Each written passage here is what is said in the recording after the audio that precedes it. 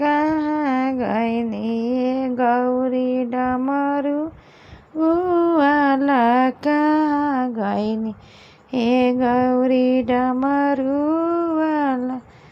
माथे शोभे चंदन टीका गले रुखमाला, कहाँ गइनी ये शिवजी डमरू वाला, कहाँ गइनी ये शिवजी, कहाँ गइनी ये गौरी डमरू वाला, कहाँ गइनी ये।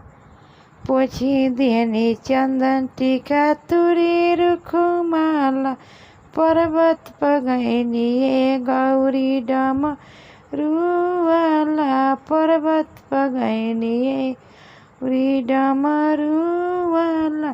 कैलाश गइनी ये गौरी डमरू वाला, कैलाश गइनी ये गौरी।